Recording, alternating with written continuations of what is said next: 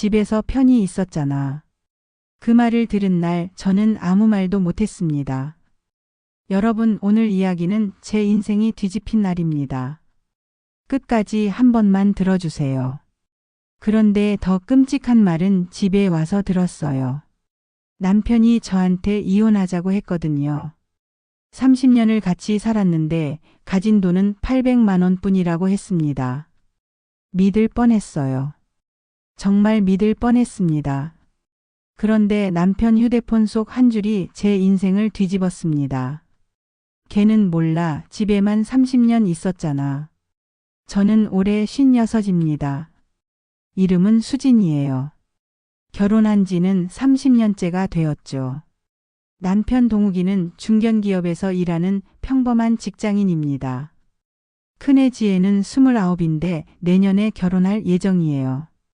둘째 준호는 26인데 지금 취업 준비 중입니다. 지난주 토요일 일이었어요. 오랜만에 대학 동창 모임이 있었습니다.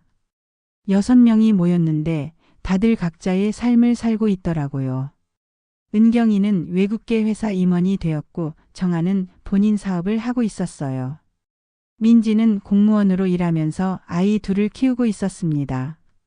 강남에 있는 이탈리아 식당이었어요. 테이블에 앉자마자 이런저런 이야기가 쏟아졌습니다. 은경이가 먼저 입을 열었어요. 요즘 회사에서 승진 심사 받고 있어. 임원 자리인데 경쟁이 치열하더라. 정아가 고개를 끄덕였습니다. 나도 사업 확장하느라 정신없어.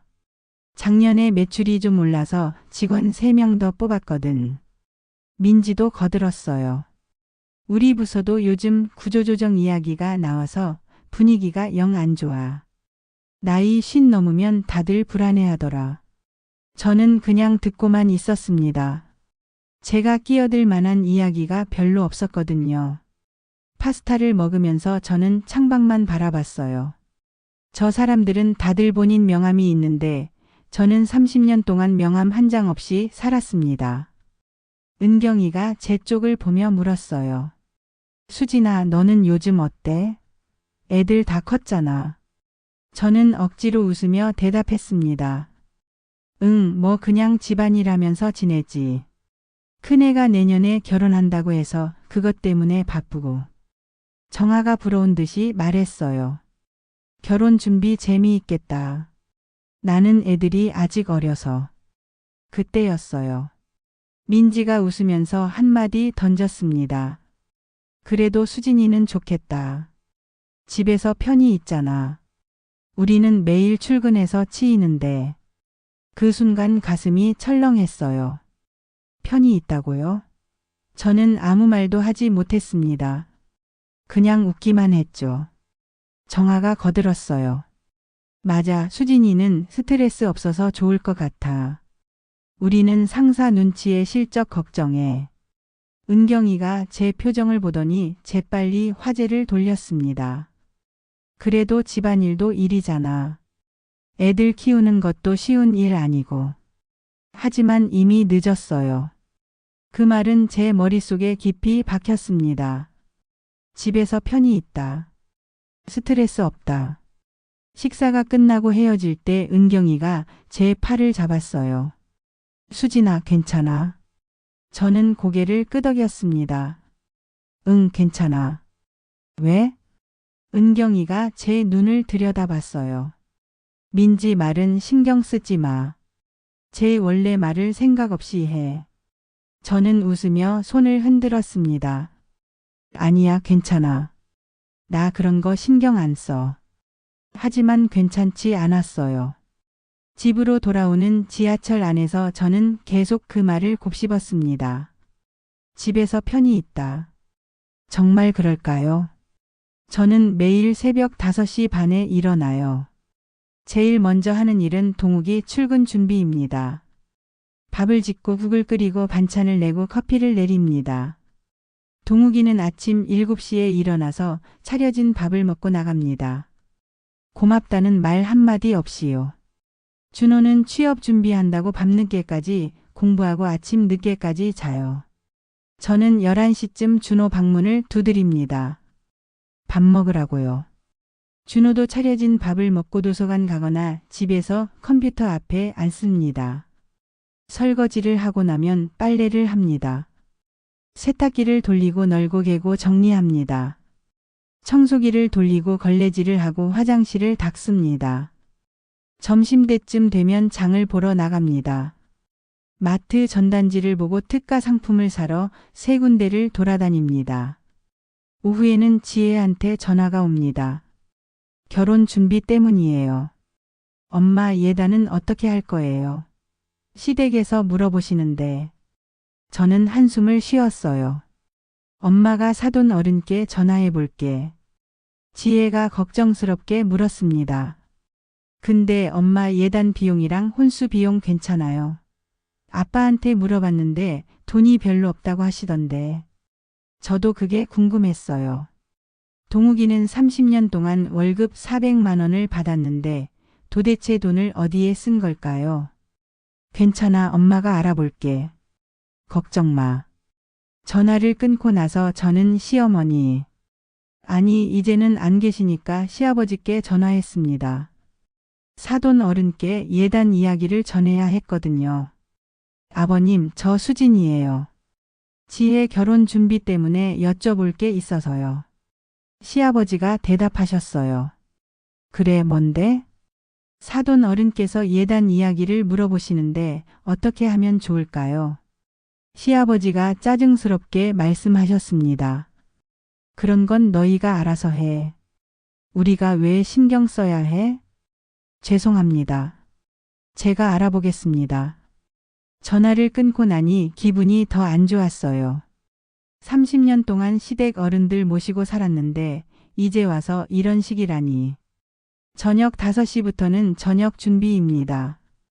밥을 짓고 국을 끓이고 반찬 3가지를 만들고 테이블을 차립니다. 동욱이는 7시쯤 들어와서 밥을 먹습니다. 텔레비전을 보면서요. 이게 제 하루입니다. 30년 동안 똑같은 하루를 살았어요. 그날이었어요. 집에 도착했을 때 저녁 6시였어요. 현관문을 열고 들어갔는데 집 안이 조용했습니다. 거실에 불이 꺼져 있었어요. 준호는 친구 만나러 나갔다고 아침에 말했었죠. 저는 소파에 앉아서 핸드백을 내려놨어요. 갑자기 피곤이 몰려왔습니다. 몸이 피곤한 게 아니라 마음이 피곤했어요. 30년을 이렇게 살았는데 앞으로도 계속 이렇게 살아야 하나 싶었습니다. 그때 서재에서 불빛이 새어 나오는 게 보였어요. 동욱이가 집에 있었던 겁니다. 골프는 안 갔나 봐요. 저는 서재 문을 열려다가 멈췄습니다. 안에서 동욱이 목소리가 들렸거든요. 누군가랑 통화 중이었어요. 아니, 그건 아직 말 안 했어. 말할 필요 없잖아. 저는 문 앞에 서서 귀를 기울였습니다. 응, 알았어. 내가 알아서 할게. 다음 주에 서류 준비해서 갈게. 걱정하지 마. 통화가 끝나는 소리가 들렸어요. 저는 재빨리 뒤로 물러섰습니다. 그리고 큰 소리로 말했죠. 여보, 나왔어. 서재 문이 열리고 동욱이가 나왔습니다. 얼굴이 좀 굳어 있었어요. 깜짝 놀란 표정이었습니다. 왔어? 모임은 어땠어? 저는 최대한 자연스럽게 대답했습니다. 응, 좋았어. 친구들 다 잘 지내더라. 근데 골프는 안 갔어? 동욱이가 잠깐 머뭇거렸어요. 아, 비가 올 것 같아서 취소했어. 저는 고개를 끄덕이고 부엌으로 갔습니다. 그런데 이상했어요. 아침에 일기예보 봤을 때 맑음이었거든요. 핸드폰으로 날씨를 확인했습니다. 오늘 하루 종일 맑았어요. 비 올 확률 0%였죠. 왜 거짓말을 했을까요? 저녁을 준비하면서 계속 신경이 쓰였습니다. 서재에서 한 통화는 누구랑 한 걸까요? 그리고 뭘 말 안 했다는 걸까요? 다음 주에 무슨 서류를 준비한다는 걸까요? 저녁 식사 때 동욱이는 평소보다 말이 없었습니다. 핸드폰만 계속 들여다봤어요. 저는 몇 번 말을 걸었지만 대답이 짧았습니다. 회사 일 힘들어? 아니, 괜찮아. 요즘 피곤해 보여. 그냥 좀 바쁘네. 지혜 결혼 준비는 어떻게 할 거야? 사돈댁에서 예단 이야기 물어보시는데 동욱이가 짜증스럽게 대답했어요. 그런 건 당신이 알아서 해. 나한테 왜 물어봐? 저는 더 묻지 않았습니다. 대화가 이어지지 않았어요. 식사를 마치고 설거지를 하는데 동욱이가 서재로 들어갔어요. 문을 닫는 소리가 들렸습니다. 요즘 서재 문을 자주 닫더라고요. 예전엔 열어두고 있었는데 말이죠. 저는 설거지를 마치고 거실 소파에 앉았습니다. 텔레비전을 켰지만 내용이 머리에 들어오지 않았어요. 자꾸 서재 쪽이 신경 쓰였습니다. 밤 11시쯤 되어서 동욱이가 서재에서 나왔어요. 저는 침실로 먼저 들어가 있었습니다. 동욱이가 침대에 누우면서 말했어요. 먼저 자. 나 좀 이따 잘게. 저는 대답하지 않고 눈을 감았습니다. 동욱이가 다시 일어나서 나가는 소리가 들렸어요. 거실로 간 모양이었습니다. 저는 눈을 뜨고 천장을 바라봤습니다. 뭔가 잘못되어 가고 있다는 느낌이 들었어요. 하지만 정확히 뭐가 문제인지는 모르겠었습니다. 지난 몇 달 동안 쌓여온 작은 신호들이 있었거든요. 동욱이는 요즘 늦게 들어오는 날이 많았습니다. 일주일에 서너 번은 밤 10시 넘어서 귀가했어요. 야근한다고 했지만 야근 수당이 나온 적은 없었습니다. 그리고 핸드폰을 예전보다 더 자주 확인했어요. 문자가 오면 재빨리 확인하고 제가 옆에 있으면 화면을 가렸습니다. 핸드폰 비밀번호도 바꿨어요. 예전엔 제 생일이었는데 어느 날부터 안 풀리더라고요. 가장 이상한 건 통장이었어요. 저는 한 달에 한 번씩 가계부를 정리합니다. 동욱이 월급이 들어오는 통장을 확인하는데 요즘 잔액이 예전보다 적었어요. 며칠 전에 동욱이한테 물어봤어요. 여보, 우리 저축은 얼마나 됐어? 동욱이가 대수롭지 않게 대답했습니다. 한 2천만 원. 요즘 지혜 결혼 준비에 준호 학원비에 나가는 게 많아서 별로 못 모았어. 2천만 원이라고 했지만 제가 아는 통장엔 800만 원밖에 없었어요. 나머지 1200만 원은 어디 있는 걸까요? 저는 잠이 오지 않아서 뒤척였습니다. 옆방에서 텔레비전 소리가 들렸어요. 동욱이는 아직도 안 자는 모양이었습니다. 시계를 보니 새벽 1시였습니다. 다음 날 아침 저는 평소처럼 5시 반에 일어났어요. 동욱이는 소파에서 자고 있었습니다. 텔레비전이 켜져 있는 채로요. 동욱이가 출근하고 나서 저는 서재로 갔습니다. 책상 위에 서류들이 놓여 있었어요. 대부분 회사 서류였는데 그중에 눈에 띄는 게 하나 있었습니다. 변호사 사무실 명함이었어요. 법무법인 정도. 민사 전문. 이혼 상속 재산 분할. 이혼이라는 단어가 눈에 들어왔어요. 왜 동욱이한테 이혼 전문 변호사 명함이 있는 걸까요? 저는 명함을 사진으로 찍어뒀습니다. 그리고 서재를 더 살펴봤어요. 책상 서랍을 열려고 했는데 자물쇠가 채워져 있었습니다. 언제부터 서랍에 자물쇠를 채운 걸까요? 저는 서랍을 흔들어 봤어요. 안에서 서류 넘어가는 소리가 들렸습니다. 뭔가 숨기고 있는 게 분명했어요. 저는 부엌으로 가서 드라이버를 가져왔습니다. 서랍 경첩 부분을 조심스럽게 풀었어요. 나사를 하나씩 빼내니 서랍 전체가 빠졌습니다. 안을 들여다봤을 때 저는 그 자리에 멈춰 섰습니다. 서랍 안에는 통장 사본, 등기부등본, 그리고 메모지가 가득했습니다. 제일 위에 있던 메모지에는 이렇게 적혀 있었어요. 재산 처분 일정. 마이너스 적금 해지 11월 말. 마이너스 오피스텔 매각 12월 초. 마이너스 형님 명의 이전 12월 중순. 마이너스 이혼 조정 신청 1월. 지금이 11월 초였습니다. 동욱이는 한 달 뒤부터 본격적으로 재산을 처분하고 1월에 이혼 조정을 신청할 계획이었던 겁니다. 손이 떨렸어요. 서랍을 열었을 때 발견한 건 단순한 서류가 아니었습니다. 그건 제 30년 인생을 끝내려는 치밀한 계획이었습니다. 저는 서랍 안의 서류들을 하나씩 꺼내서 봤습니다. 첫 번째는 오피스텔 등기부등본이었어요. 경기도 수원시. 소유주 김동욱. 취득일 2012년 3월 15일. 2012년. 12년 전이요. 저는 등기부등본을 자세히 봤습니다. 취득 가격 1억 2천만 원. 우리 집 말고 다른 부동산이 있었다고요? 그것도 12년 동안이나 숨기고 있었다고요? 두 번째 서류는 적금 통장 사본이었습니다. 5년 만기 적금. 잔액 5천만 원. 만기일이 2달 뒤인 1월 15일이었어요.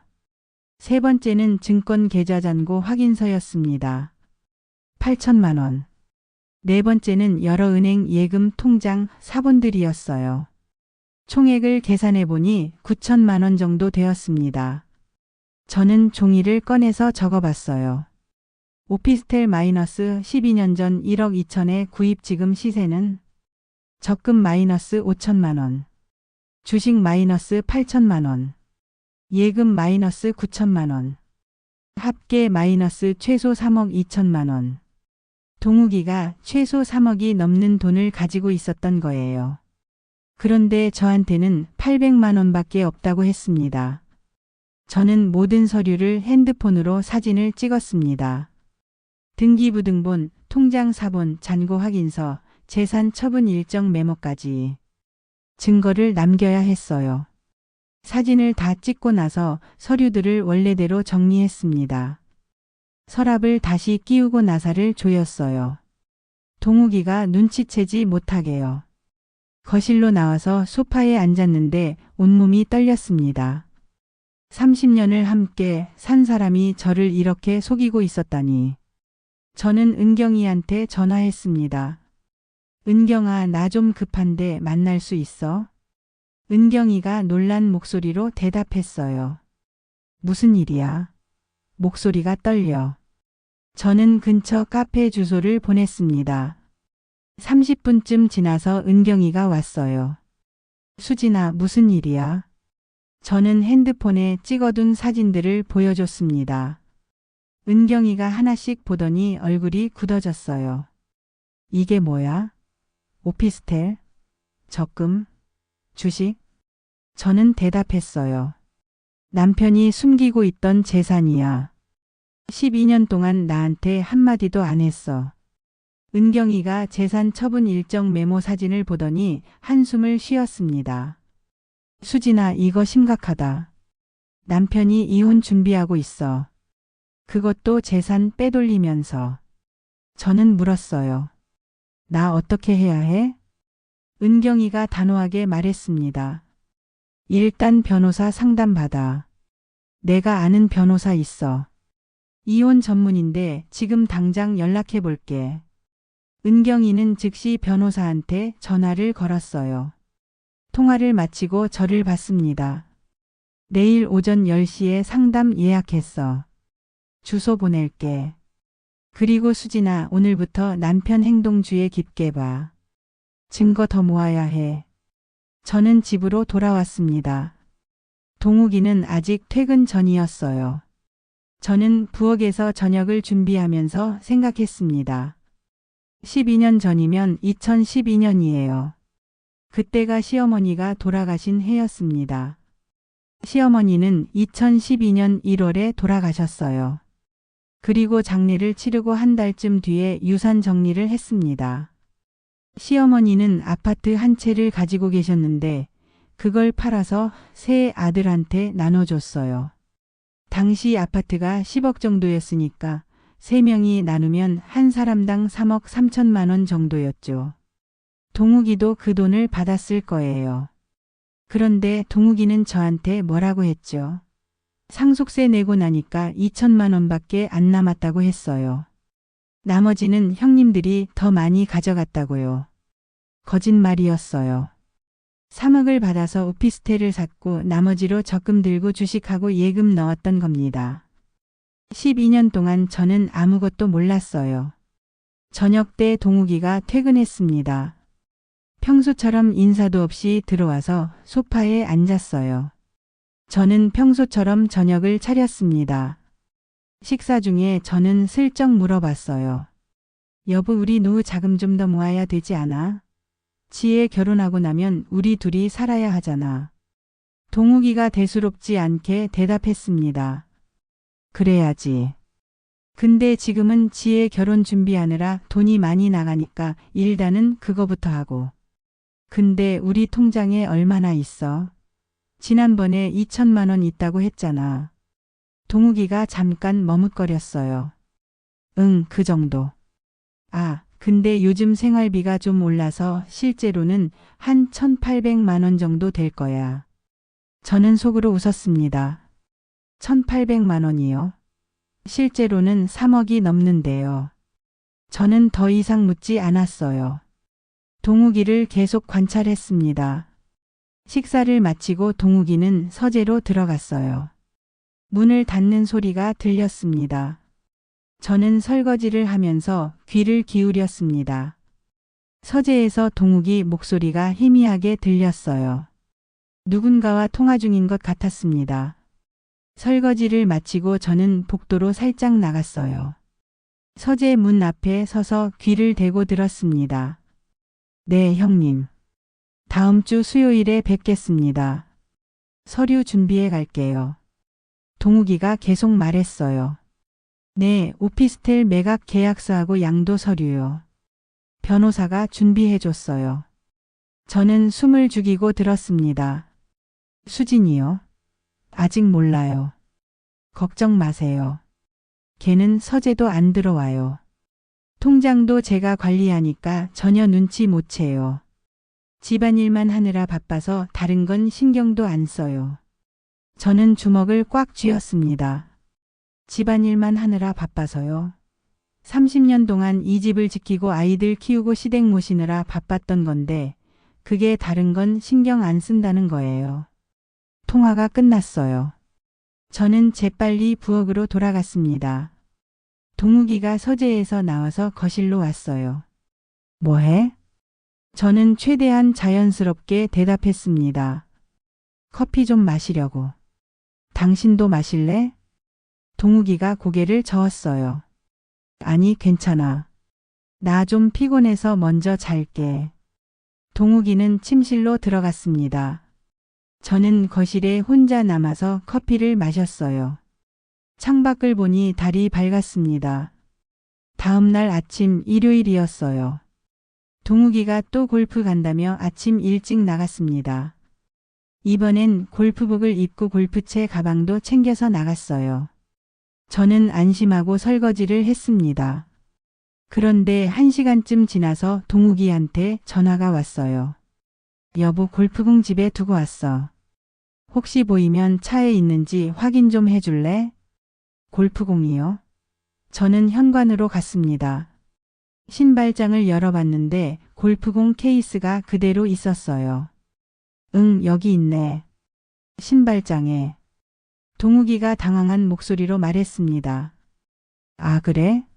미안. 그냥 여기서 빌려 쓸게. 전화가 끊겼어요. 저는 골프채 가방을 꺼내서 열어봤습니다. 안에 먼지가 쌓여 있었어요. 골프채들도 녹슨 부분이 보였습니다. 이걸 몇 달은 안 쓴 것 같았어요.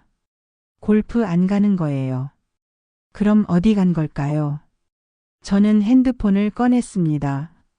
우리는 부부 위치 공유 앱을 쓰고 있거든요.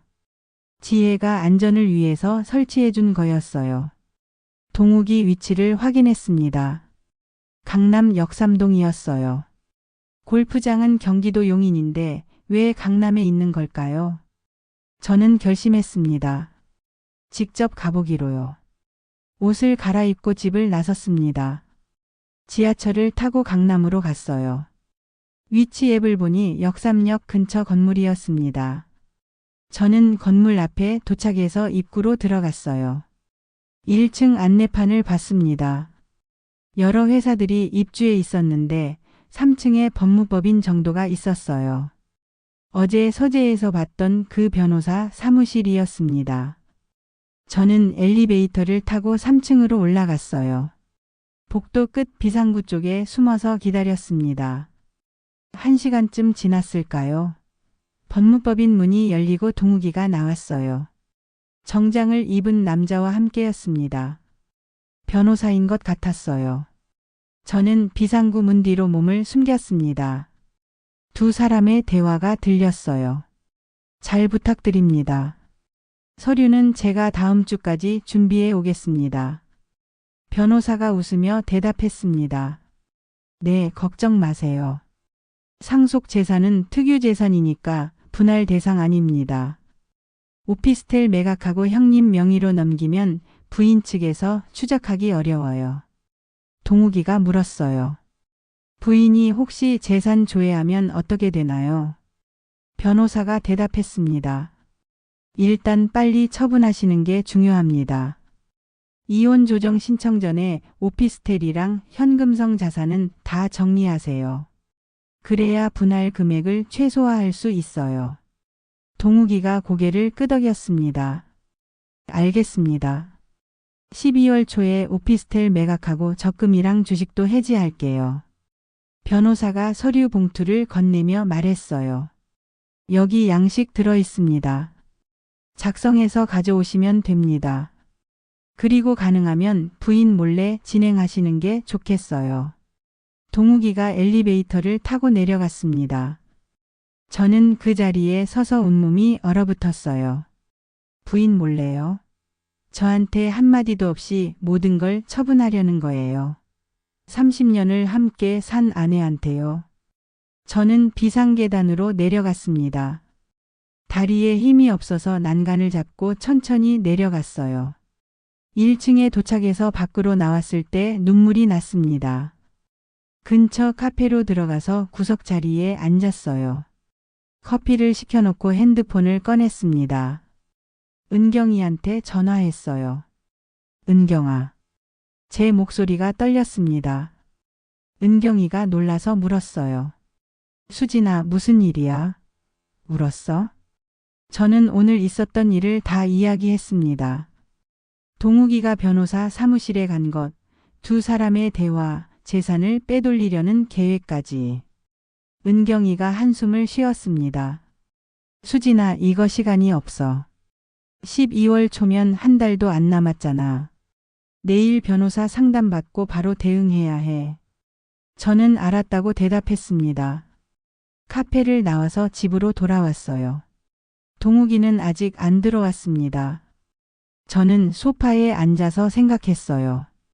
오피스텔 등기부를 봤을 때는 놀랐지만 오피스텔 취득 날짜를 보는 순간 더 큰 충격이 왔습니다.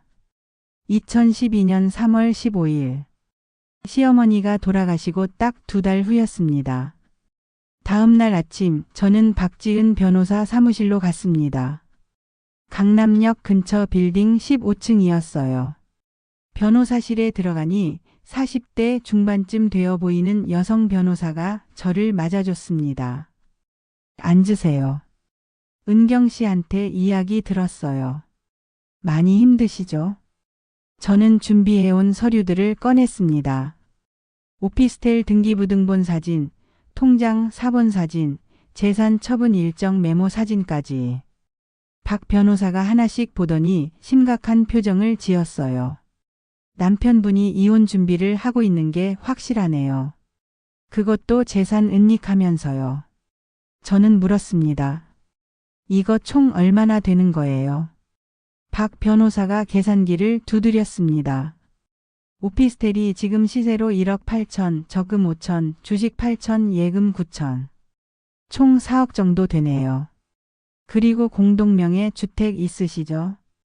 네, 시세로 5억 2천 정도인데 대출이 2억 있어요.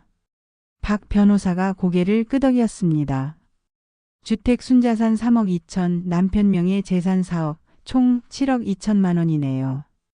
재산 분할하면 절반씩 나누는 게 원칙이니까 수진 씨가 3억 6천은 받으실 수 있어요.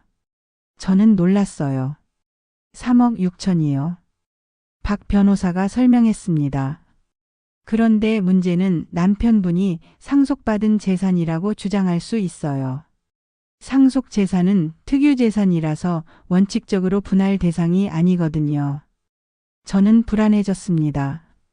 그럼 못 받는 건가요? 박 변호사가 손을 저었어요. 아니에요. 상속받은 재산이라도 혼인 기간 중에 배우자가 관리하거나 유지하는 데 기여했다면 분할 대상이 될 수 있어요. 수진 씨는 30년 동안 가정을 꾸리고 시댁을 모셨잖아요. 그게 기여입니다. 저는 안도했습니다. 그리고 남편이 재산을 은닉하려 한 점은 위자료 청구 사유가 돼요. 배우자를 속이고 재산을 빼돌리려 한 건 명백한 배임 행위니까요. 위자료는 얼마나 받을 수 있어요? 박 변호사가 대답했어요. 재산 은닉 시도 이혼 일방적 준비 등을 고려하면 5천만 원에서 1억 정도 청구할 수 있을 것 같아요. 저는 계산해 봤습니다. 재산 분할로 3억 6천, 위자료로 5천. 총 4억 1천을 받을 수 있다는 얘기였어요. 그런데 문제는 증거예요. 지금은 서류 사진만 있는데 남편이 실제로 재산을 은닉하려 한다는 구체적인 증거가 필요해요. 저는 물었습니다. 어떤 증거요? 박 변호사가 설명했습니다. 예를 들어 남편이 가족들이랑 재산 은닉을 공모한 대화 내용이라든지 변호사와 나눈 상담 내용이라든지요.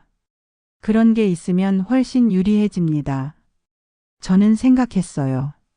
동욱이 핸드폰을 확인해 봐야겠다고요. 박 변호사가 조언했습니다. 그리고 수진 씨, 일단 재산 가압류 신청을 준비하세요. 남편이 12월 초에 오피스텔을 매각한다고 했죠. 그 전에 묶어놔야 합니다. 저는 알겠다고 대답했습니다. 상담을 마치고 집으로 돌아왔어요. 오후 2시쯤이었는데 집에 아무도 없었습니다. 동욱이는 회사, 준호는 도서관. 저는 평소처럼 집안일을 했습니다. 빨래를 걷고 저녁 준비를 하고 청소를 했어요. 하지만 머릿속으론 계속 생각하고 있었습니다. 동욱이 핸드폰을 어떻게 확인하지? 저녁 때 동욱이가 퇴근했습니다. 평소처럼 소파에 앉아서 핸드폰을 보고 있었어요. 식사 중에 동욱이 핸드폰이 울렸습니다. 화면을 보더니 자리에서 일어났어요. 전화 좀 받고 올게. 동욱이는 베란다로 나갔습니다. 문을 닫고 통화를 시작했어요. 저는 몰래 다가가서 귀를 기울였습니다. 응, 형님. 네, 다음 주 수요일에 뵙겠습니다. 큰형님한테 전화하는 거였어요. 서류 준비 다 됐어요. 오피스텔 매각 계약서하고 형님 명의로 양도하는 서류요. 저는 숨을 죽이고 들었습니다. 수진이요? 전혀 몰라요. 걱정하지 마세요.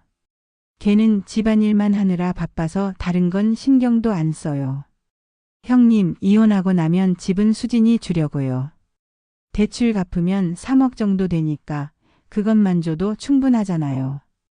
큰형님 목소리가 들렸습니다. 그래, 3억이면 많이 주는 거지. 우리 엄마 유산까지 나눠줄 순 없지. 동욱이가 맞장구 쳤어요. 맞아요. 그건 제가 상속받은 거니까요. 큰형님이 말했습니다. 수진이가 30년 동안 뭘 했다고 재산을 나눠줘야 해? 밥하고 빨래하고 애들 키운 게 다잖아. 저는 주먹을 꽉 쥐었습니다. 30년 동안 뭘 했냐고요? 동욱이가 웃으며 대답했어요. 그러게요. 형님 말씀이 맞아요. 통화가 끝났습니다. 저는 재빨리 식탁으로 돌아가서 앉았어요. 동욱이가 들어와서 밥을 먹기 시작했습니다. 저는 아무 말 하지 않았어요. 하지만 속으로는 분노가 끌어올랐습니다. 밥하고 빨래하고 애들 키운 게 다라고요?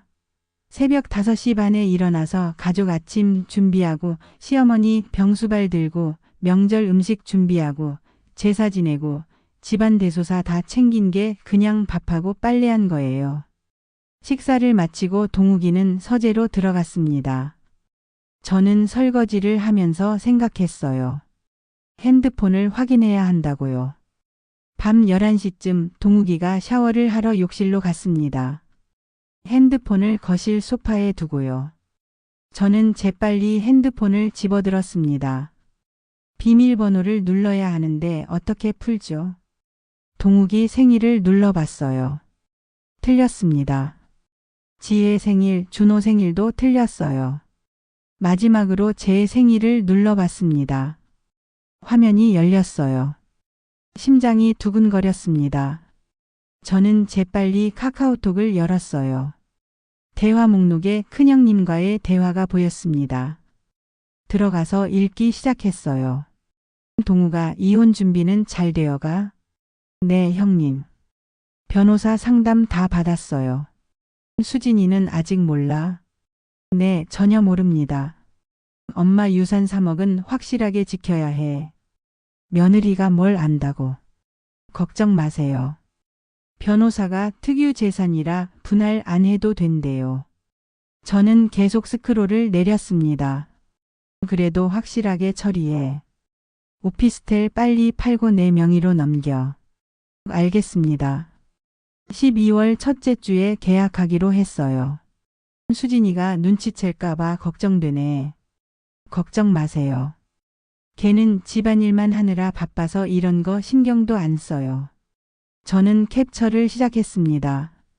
스크린샷을 찍고 스크롤 내리고 또 찍고. 그런데 대화 목록에 다른 방이 하나 더 보였어요. 형제들이라는 단체 카톡방이었습니다. 동욱이 큰형님, 작은형님 3사람이 들어있는 방이었어요. 저는 그 방을 열었습니다. 며칠 전 대화가 올라와 있었어요. 동우가 이혼 준비 잘 되어가냐? 네, 형님. 12월에 오피스텔 매각하고 1월에 이혼 조정 신청할 거예요. 수진이한테는 얼마 줄 거야? 집만 주려고요. 대출 갚으면 3억 정도 되니까.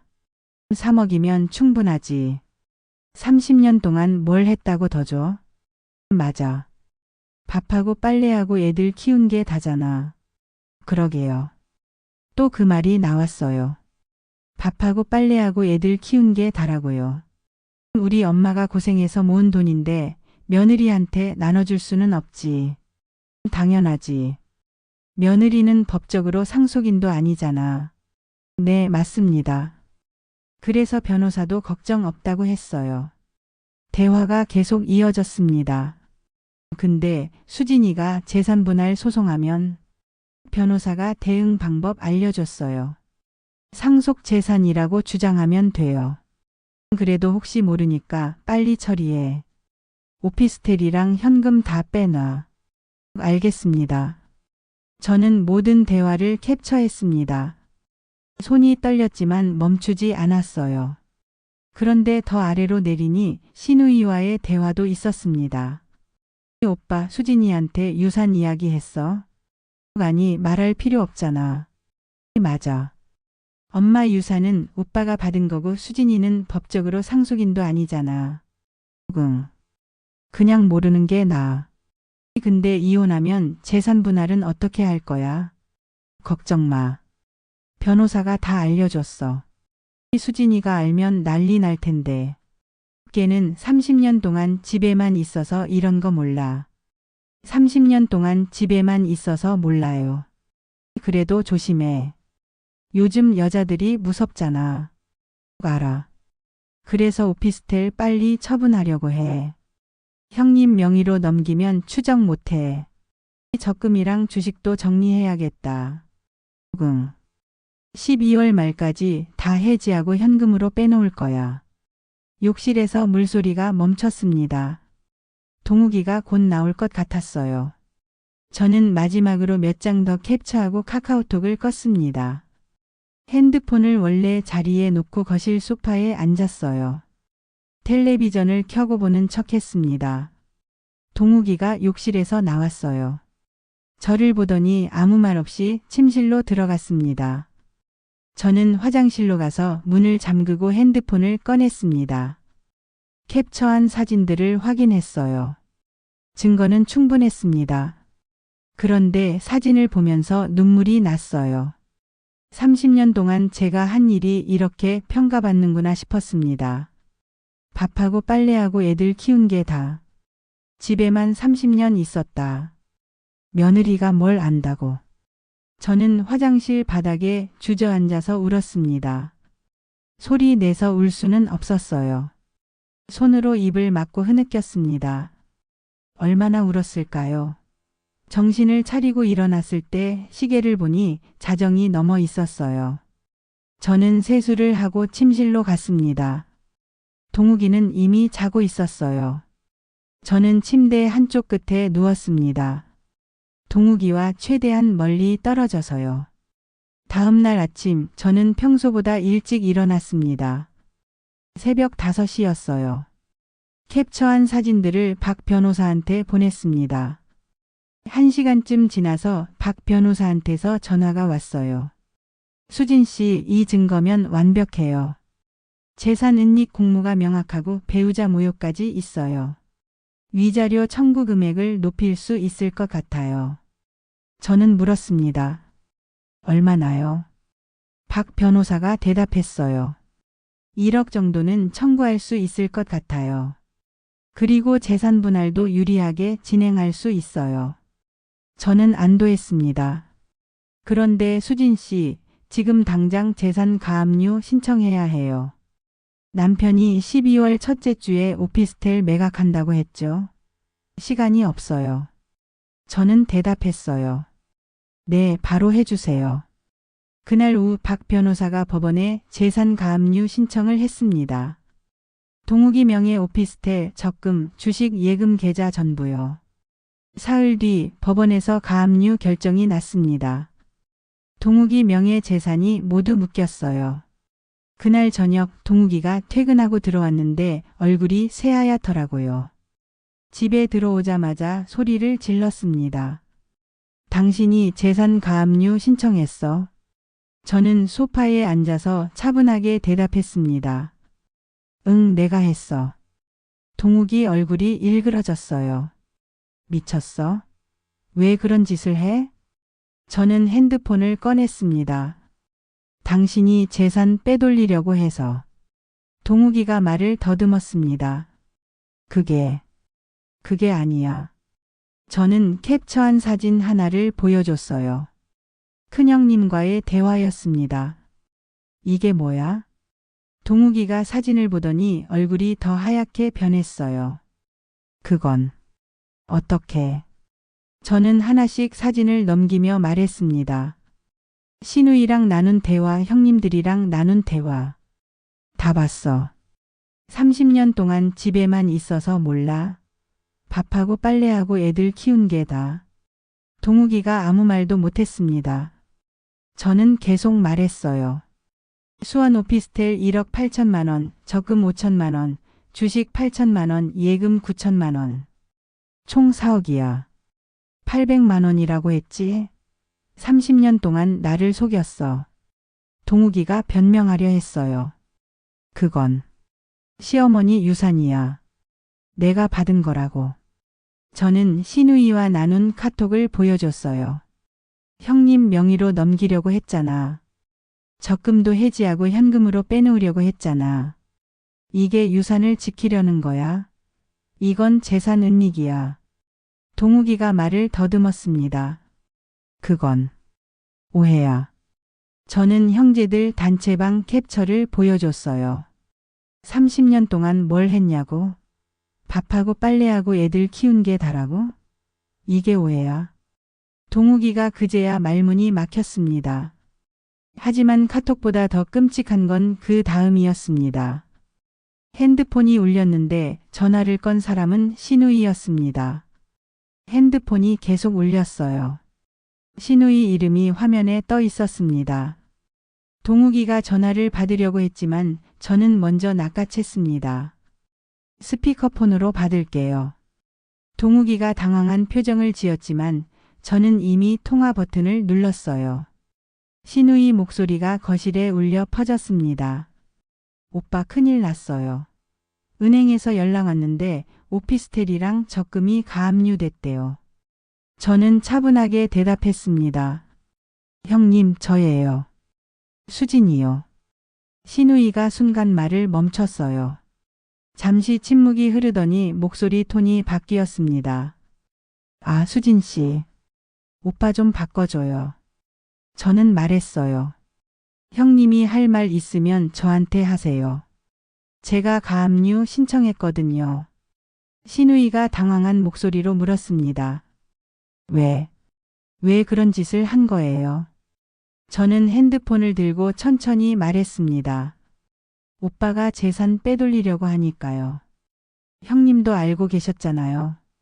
신우이가 목소리를 높였어요. 무슨 소리예요? 그건 우리 엄마 유산이에요. 오빠가 상속받은 거라고요. 저는 캡처 사진을 보면서 읽어줬습니다. 그래요. 신우이 말씀이 맞아요. 그런데 형님이 오빠한테 보낸 문자 읽어드릴까요? 걔는 몰라, 집에만 30년 있었잖아. 이렇게 쓰셨더라고요. 신우이가 말을 잇지 못했습니다. 저는 계속 읽었어요. 수진이가 30년 동안 뭘 했다고 재산을 나눠줘야 해? 밥하고 빨래하고 애들 키운 게 다잖아. 이것도 형님 말씀 맞죠? 신우이가 변명하려 했어요. 그건 형제들끼리 한 얘기잖아요. 저는 웃었습니다. 형제들끼리요. 30년 동안 시댁 명절 음식 준비한 게 형제들끼리 얘기할 거리예요. 시어머니 병수발 든 개요. 제사 지낸 개요. 신우이가 목소리를 낮췄어요. 수진 씨, 흥분하지 말고. 저는 손을 떨며 말했습니다. 흥분하지 말라고요? 형님, 저는 30년 동안 이 집안 며느리로 살았어요. 명절 때마다 새벽 3시에 일어나서 15가지 음식 준비했어요. 시어머니 암 투병하실 때 매주 병원 모시고 다녔어요. 1년에 4번씩 제사상 차렸어요. 신우이가 말을 끊으려 했지만 저는 계속했어요. 큰형님 아들 결혼식 때 축의금 100만 원 냈어요. 작은형님 딸 돌잔치 때도 50만 원 냈어요. 형님 아버님 칠순 잔치 때 음식 준비하고 손님 접대했어요. 그게 밥하고 빨래하고 애들 키운 게 다예요. 신우이가 한숨을 쉬었습니다. 수진 씨, 우리가 잘못 생각했어요. 미안해요. 저는 냉정하게 말했어요. 미안하다고 해서 달라지는 건 없어요. 저는 이미 변호사 선임했고 이혼 소송 준비 중이에요. 신우이가 놀라서 물었습니다. 이혼 소송이요? 네, 동욱 씨가 먼저 준비했잖아요. 1월에 이혼 조정 신청하려고 했다면서요. 신우이가 아무 말도 못했어요. 저는 전화를 끊었습니다. 동욱이가 그제야 입을 열었어요. 수진아. 저는 손을 들어 막았습니다. 말하지 마세요. 이제 변호사를 통해서 이야기해요. 동욱이가 무릎을 꿇었습니다. 수진아, 미안해. 내가 잘못했어. 용서해줘. 저는 고개를 저었어요. 용서요? 30년을 속였는데 용서를 바라요. 동욱이가 눈물을 흘렸습니다. 정말 잘못했어. 다시 기회를 줘. 저는 소파에서 일어났어요. 기회는 없어요. 이미 끝났어요. 그날 밤 저는 방에 혼자 있었습니다. 동욱이는 거실 소파에서 잤어요. 다음 날 아침 큰형님한테서 전화가 왔습니다. 수진 씨, 나 큰형님이에요. 우리 한번 만날 수 있을까요? 저는 냉정하게 대답했어요. 만나서 무슨 이야기 하실 건데요? 큰형님이 조심스럽게 말했습니다. 이야기 좀 하고 싶어서요. 오늘 저녁 어때요? 저는 생각해 봤어요. 만나는 것도 나쁘지 않을 것 같았습니다. 좋아요. 저녁 7시에 우리 집으로 오세요. 그날 저녁 큰형님이 집에 왔습니다. 동욱이도 함께 있었어요. 저는 거실 소파에 앉아서 두 사람을 봤습니다. 큰형님이 먼저 입을 열었어요. 수진 씨, 우리가 정말 잘못 생각했어요. 미안합니다. 저는 대답하지 않았습니다. 큰형님이 계속 말했어요. 30년 동안 우리 집안을 위해 애쓴 거 알아요. 어머니 모시고 제사 지내고 명절 음식 준비하고 다 고마운 일이었어요. 저는 웃었습니다. 고맙다는 말은 30년 동안 한 번도 못 들었는데요. 큰형님이 머리를 숙였어요. 그건 우리가 당연하게 생각했어요. 잘못했습니다.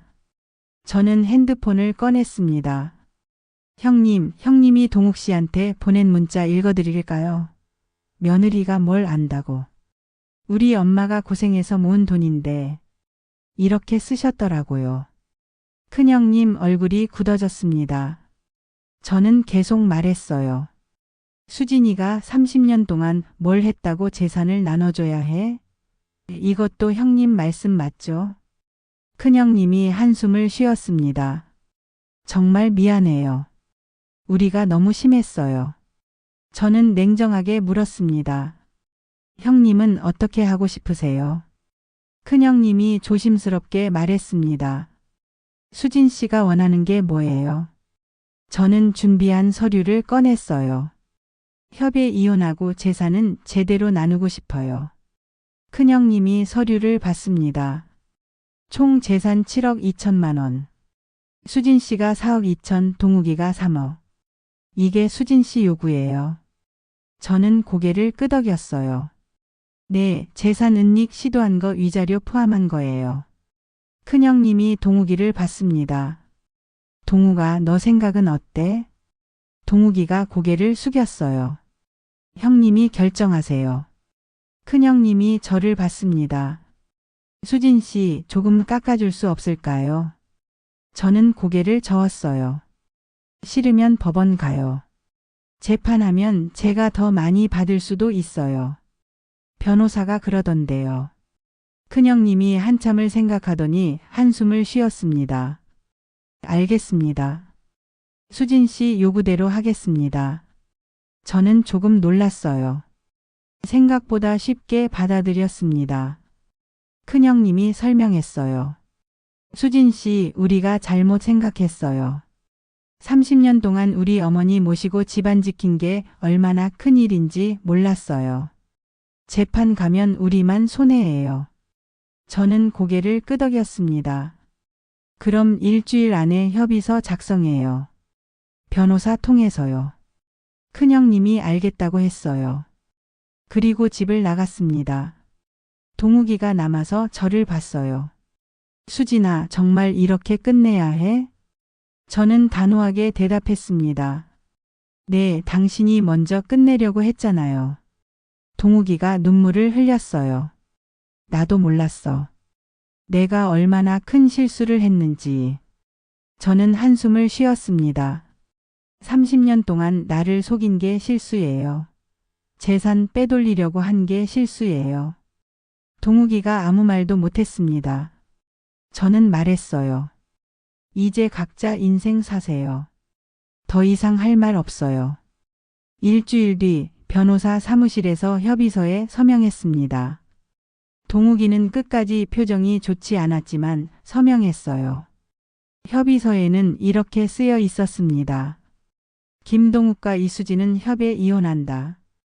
총 재산 7억 2천만 원 중 이수진에게 4억 2천만 원, 김동욱에게 3억을 지급한다. 주택 매각 대금과 김동욱 명의의 재산을 합산하여 분할한다.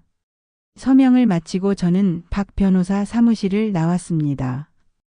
밖은 12월 초였지만 햇살이 따뜻했어요. 저는 깊게 숨을 들이마셨습니다. 드디어 끝났구나. 집은 한 달 안에 팔렸어요. 5억 2천에 계약했고 대출 2억을 갚으니 3억 2천이 남았습니다. 거기에 동욱이 명의 재산 4억까지 합치면 7억 2천이었어요. 저는 협의대로 4억 2천만 원을 받았습니다. 은행에 가서 통장을 만들었어요. 이수진 명의 통장. 4억 2천만 원이 찍혔습니다.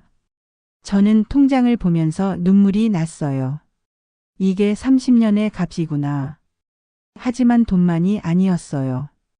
더 중요한 건 제가 저 자신을 되찾았다는 거였습니다. 서류를 꺼낼 때 제일 먼저 무너진 건 남편이 아니라 제 두려움이었습니다. 이혼하고 나서 저는 경기도 성남에 작은 전세를 얻었어요. 보증금 1억에 방 2개짜리 아파트였습니다. 처음으로 제 공간이 생겼어요.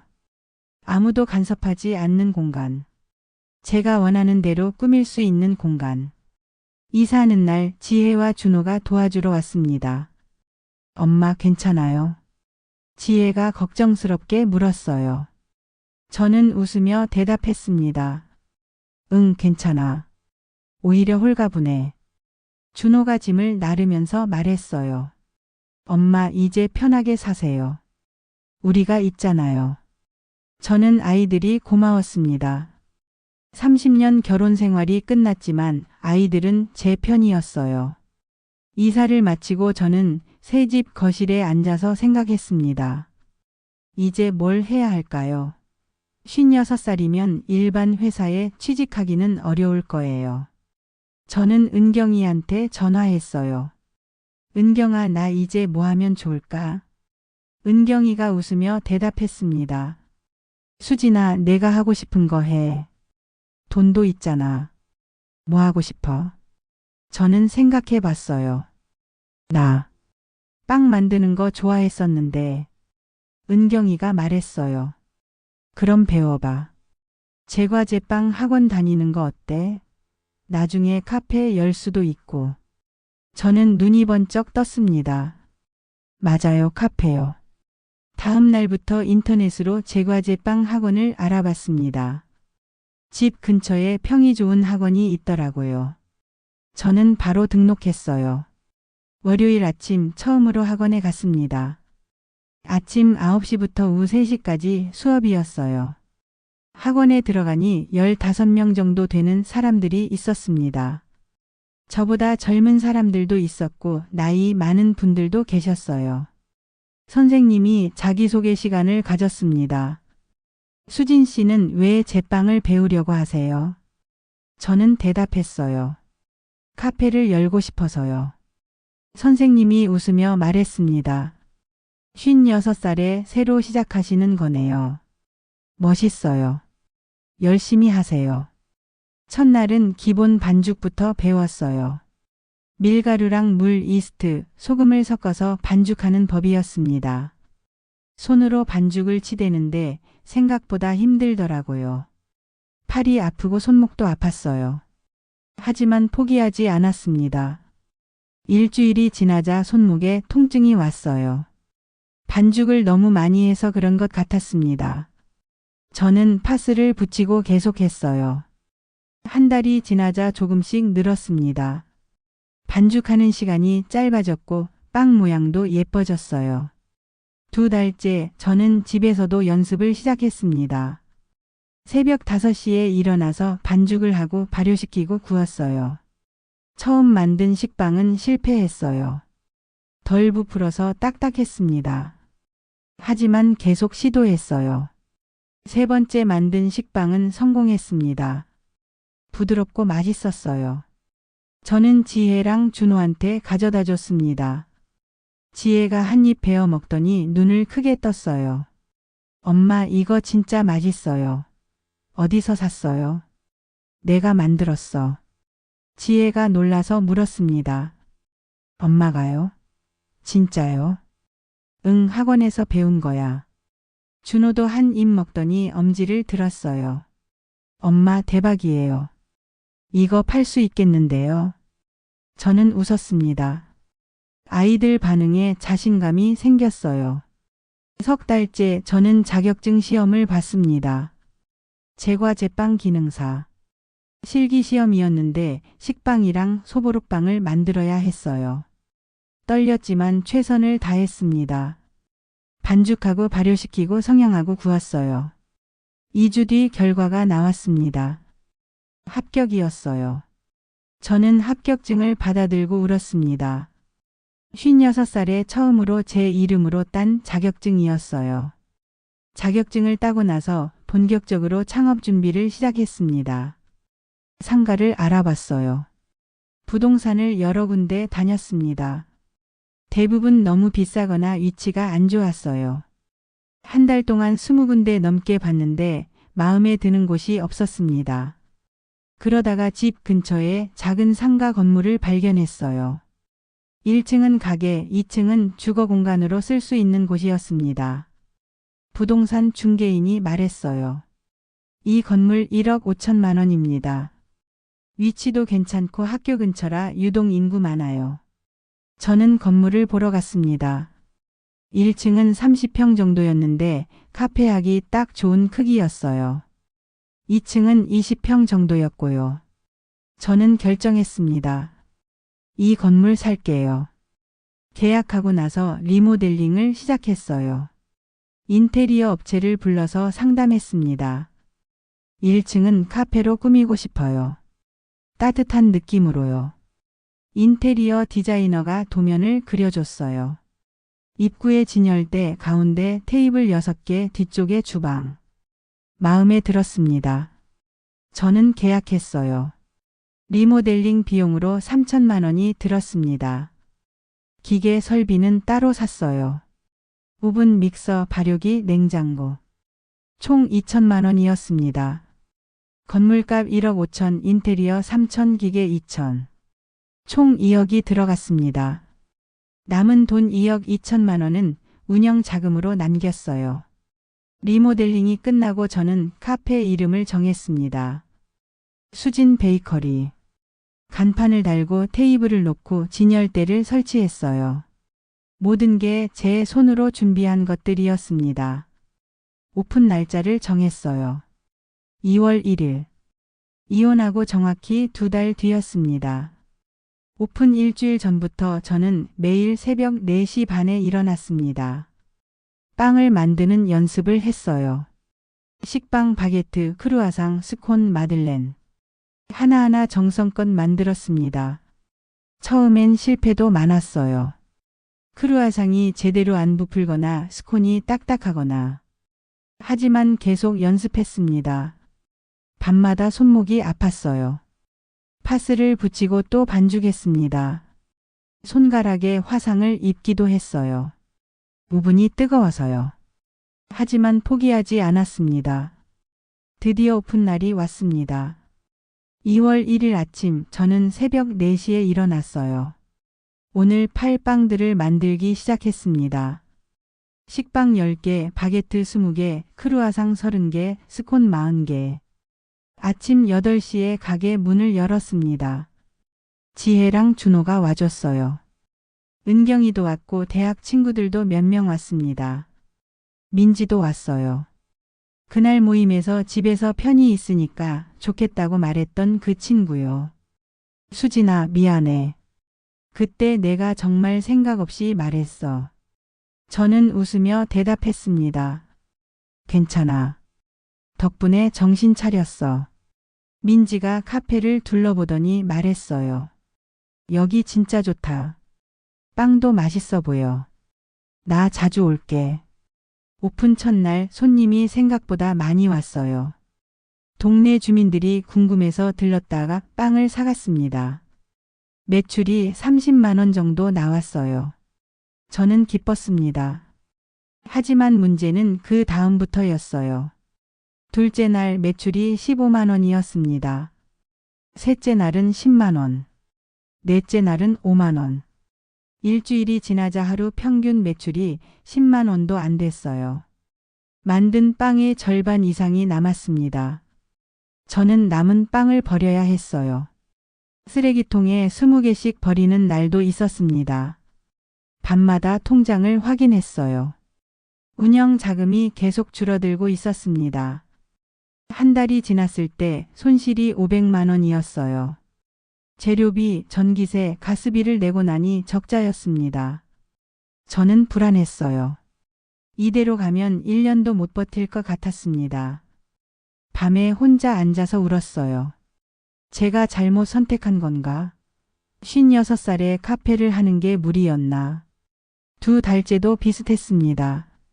하루 평균 매출 20만 원. 순손실 월 300만 원. 저는 은경이한테 전화했어요. 은경아, 나 포기할까봐. 너무 힘들어. 은경이가 단호하게 말했습니다. 수진아, 30년 참았는데 지금 포기하면 평생 후회해. 조금만 더 버텨봐. 저는 눈물을 닦고 다시 일어났습니다. 뭔가 바꿔야 했어요. 저는 동네를 돌아다니며 전단지를 돌렸습니다. 직접 만든 전단지였어요. 수진 베이커리 마이너스 매일 새벽 4시 30분에 구워내는 진짜 수제 빵. 그리고 샘플을 나눠줬습니다. 학교 앞에서 아파트 단지에서 하루에 100명한테 나눠줬어요. 석 달째 조금씩 변화가 생겼습니다. 동네 엄마들이 입소문을 냈던 겁니다. 수진 베이커리 빵 진짜 맛있어요. 시중 빵이랑 달라요. 손님이 조금씩 늘기 시작했습니다. 하루에 20명, 30명. 넉 달째 단골이 생겼어요. 매일 아침 출근길에 들러서 식빵을 사가시는 직장인분, 주말마다 와서 크루아상을 사가시는 부부. 5달째 매출이 안정됐습니다. 하루 평균 50만 원 정도 나왔어요. 재료비 빼면 순이익이 하루 15만 원 정도였습니다. 6달째 드디어 손익분기점을 넘었습니다. 하루 평균 70만 원. 순이익 25만 원. 한 달에 750만 원이었어요. 저는 드디어 숨을 쉴 수 있었습니다. 7달째 저는 아르바이트생을 고용했습니다. 23살 여대생이었어요. 오전에만 일하는 조건이었습니다. 저는 이제 조금 여유가 생겼어요. 아르바이트생이 손님 응대를 하는 동안 저는 주방에서 빵을 만들었습니다. 9달째 하루 평균 매출이 100만 원을 넘었습니다. 순이익은 35만 원 정도. 한 달에 1,050만 원이었어요. 저는 믿을 수 없었습니다. 56살에 시작해서 월 1,000만 원을 버는 사업가가 된 거예요. 1년이 지났을 때 저는 카페 1주년 기념 행사를 했습니다. 모든 빵 20% 할인. 그날 손님이 100명 넘게 왔어요. 줄을 서서 기다렸습니다. 저는 행복했어요. 어느 토요일 오후였습니다. 카페에 손님이 많이 왔어요. 테이블이 다 찼습니다. 저는 빵을 포장해 주면서 웃고 있었어요. 이게 제가 만든 거예요. 제 손으로요. 그때 문이 열리고 누군가 들어왔습니다. 동욱이었어요. 저는 놀랐지만 침착하게 인사했습니다. 왜 왔어요? 동욱이가 머뭇거리며 말했어요. 그냥 한번 보고 싶어서. 동욱이는 카페를 둘러봤습니다. 여기 좋네. 장사 잘 되는 것 같아. 저는 대답하지 않았습니다. 동욱이가 계속 말했어요. 수진아, 미안해. 정말 미안해. 저는 그제야 입을 열었습니다. 미안하다고 해서 달라지는 건 없어요. 동욱이가 고개를 숙였어요. 알아. 그래도 말하고 싶었어. 내가 정말 잘못했어. 저는 잠깐 생각하다가 말했습니다. 저는 30년 동안 집에만 있었던 게 아니에요. 가정을 지키고 아이들 키우고 시댁 모시고 당신 뒷바라지 했어요. 그게 일이었어요. 동욱이가 눈물을 흘렸습니다. 알아. 이제 알아. 너무 늦게 깨달았어. 저는 한숨을 쉬었어요. 그래요, 너무 늦었어요. 이제 각자 인생 사세요. 손님 기다리니까 나가주세요. 동욱이가 고개를 끄덕이고 카페를 나갔습니다. 저는 그 뒷모습을 보면서 생각했어요. 이제 정말 끝났구나. 그날 밤 저는 2층 제 방에 앉아서 창밖을 봤습니다. 봄이었어요. 벚꽃이 피기 시작했습니다. 저는 지난 1년 반을 돌아봤습니다. 동창 모임에서 상처받고 남편의 배신을 알게 되고 이혼하고 새로 시작했어요. 56살에 말이죠. 늦었을까요? 아니에요. 전혀 늦지 않았습니다. 저는 핸드폰을 꺼내서 일기를 썼습니다. 오늘 나는 57살입니다. 30년 결혼 생활이 끝나고 새로운 인생이 시작된 지 1년이 지났어요. 사람들은 집에서 편히 있었다고 했지만 저는 준비하고 있었던 겁니다. 30년 동안 쌓아온 인내와 끈기로 이제 제 손으로 벌고 제 이름으로 살아갑니다. 새벽 4시 30분에 일어나서 반죽을 시작할 때, 손목이 아파서 파스를 붙일 때, 빵을 버려야 할 때 포기하고 싶었습니다. 하지만 버텼어요. 그리고 이겼습니다.